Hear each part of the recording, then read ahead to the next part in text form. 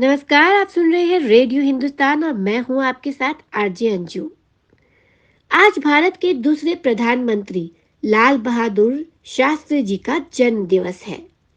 यानी कि 2 अक्टूबर को राष्ट्रपिता महात्मा गांधी और भारत के दूसरे प्रधानमंत्री लाल बहादुर शास्त्री जी दोनों का जन्म दिवस है। लेकिन आज इस अवसर पर हम लाल बहादुर शास्त्री जी को याद करेंगे।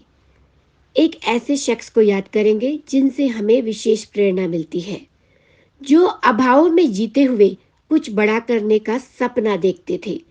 आर्थिक मुद्दे हमारे लिए सबसे आवश्यक है और यह बेहद आवश्यक है और महत्वपूर्ण भी कि हम अपने सबसे बड़े शत्रु गरीबी और बेरोजगारी से लड़ें।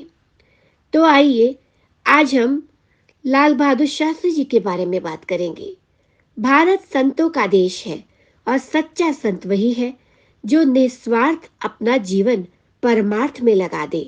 ऐसे ही एक सच्चे सेवक और संत थे श्री लाल बहादुर शास्त्री जी।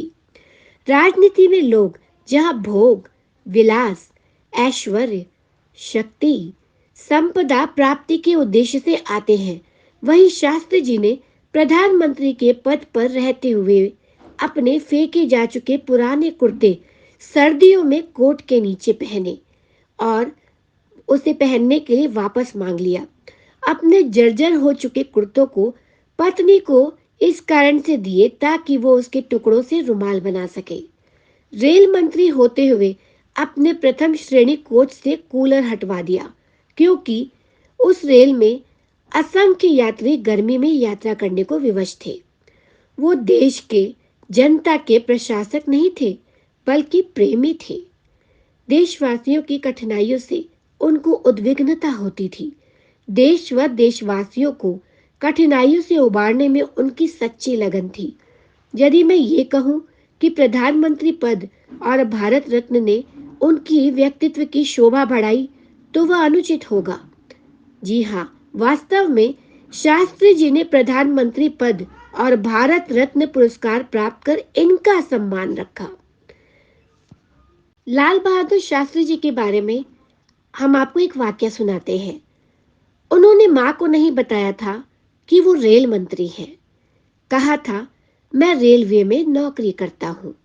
वो एक बार किसी कार्यक्रम में आए थे, जब उनकी मां भी वहां पूछते पूछते पहुंची कि मेरा बेटा भी आया है, वो भी रेलवे में है।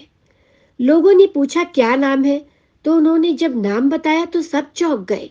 बोले, ये झूठ बोल रही है। पर वो बोली, नहीं, वो आए हैं। लोगों ने उन्हें लाल बहादुर शास्त्री के सामने ले जाकर पूछा, क्या वही है? तो माँ बोली, हाँ, वो मेरा बेटा है। लोग मंत्री जी से दिखाकर बोले, वो आपकी माँ है। तो उन्होंने अपनी माँ को बुलाकर पास बैठाया और कुछ देर बाद घर भेज दिया। तो पत्रकारों ने पूछा, आपने उनके सामने भाषण क्यों नहीं दिया? मेरी माँ को नहीं पता कि मैं मंत्री हूँ। अगर उन्हें पता चल जाए तो लोगों की सिफारिश करने लगेगी और मैं मना भी नहीं कर पाऊंगा और उन्हें अहंकार भी हो जाएगा। जवाब सुनकर सब सन्न रह गए। कहाँ गए वो निस्वार्थी सच्चे ईमानदार लोग? कहाँ गए? हम सदैव स्वर्गीय श्री लाल बहादुर शास्त्री जी को अपना जीवन आदर्श मानकर कार्य करते रहेंगे। उनसे हमें एक सच्चे देश सेवक होने की प्रेरणा मिलती है। ये देश का अब दुर्भाग्य हो गया है कि यहाँ घोटालेबाज, भ्रष्ट, अपराधी महल सरीखे घरों में रहते हैं और देश के सच्चे सपूतों को उचित सम्मान भी नहीं मिलता।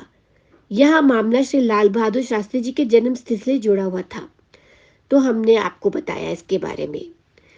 तो जाते जाते उस वीर सेनानी के सम्मान में ये कहना चाहेंगे कि जिनका सारा जीवन सादगी से भरा था, जिनका सारा जीवन सादगी से भरा था, लेकिन देश की आज़ादी के लिए लड़ना सिखाया। जिनका सारा जीवन सादगी से भरा था, लेकिन देश की आज़ादी के लिए लड़ना सिखाया।